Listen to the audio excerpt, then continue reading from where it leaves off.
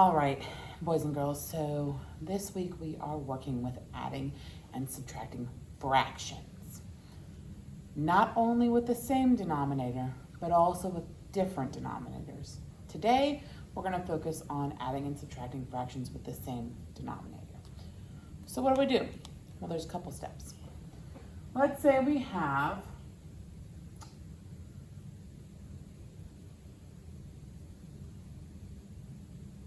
1/6 plus 3/6.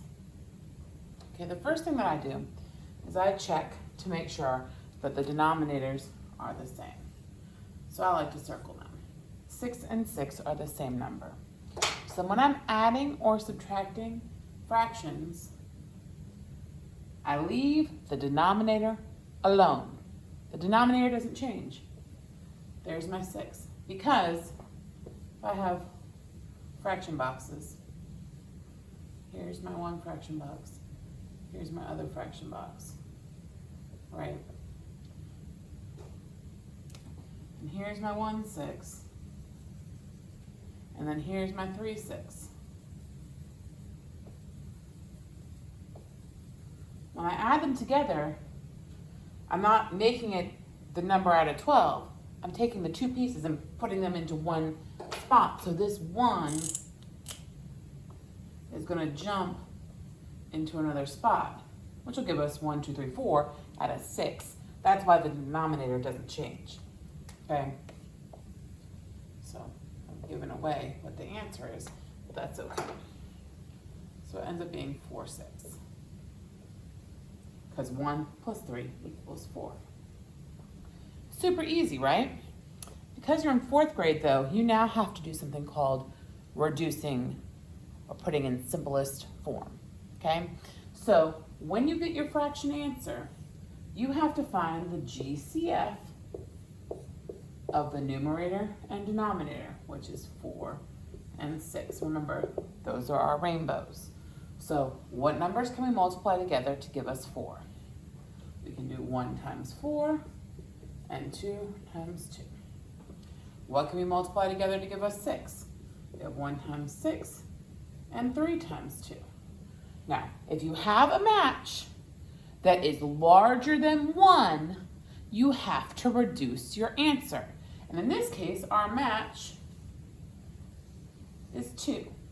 So I have to divide both the top and the bottom by 2 to get my answer in lowest form. 4 divided by 2 is 2, and 6 divided by 2 is 3. And you already have that written down up here. 2 times 2 equals 4. So 4 divided by 2 is 2. It's a packed family. 3 times 2 equals 6. So 6 divided by 2 equals 3. Again, it's a packed family. So your answer in lowest terms is 2/3.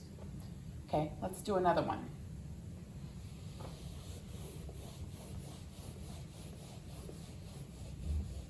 Okay, this time let's say we have 7/10 minus 1/10. Well, I know my denominator is 10 for both of them, so my denominator is not going to change. Then if I draw my pictures,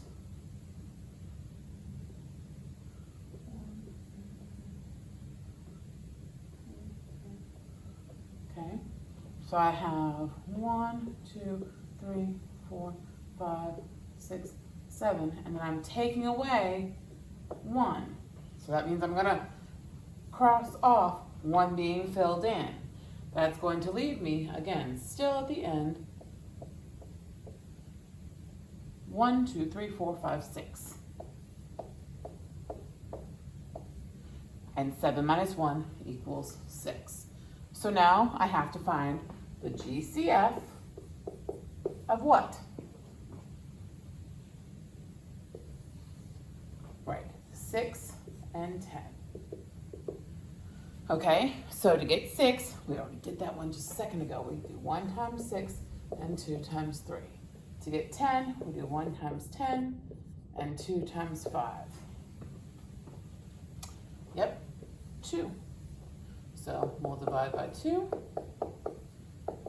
6 divided by 2 is 3. And 10 divided by 2 is 5. So our answer in lowest terms is 3/5.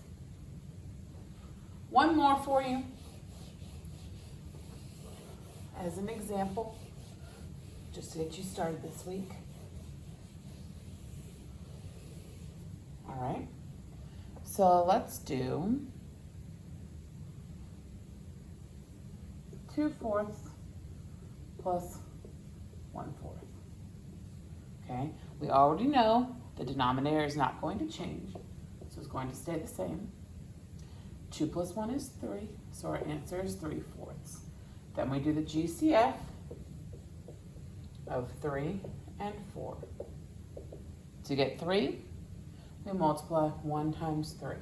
That's the only way we can get 3. 3 is a prime number. Prime number means it can only be multiplied by itself to get it. So 1 times 3 is 3, or 1 times 7 is 7, 1 times 13 is 13, so forth and so on. 3 is a prime number. 4 is 1 times 4, and 2 times 2. The only number that matches is 1. So when the only number that matches is 1, it's already in lowest terms and you do not have to divide. So our answer to this problem is 3/4, and there's nothing more that we can do with it. I hope that helps you as you're working this week. If you have any questions, make sure to contact your teacher.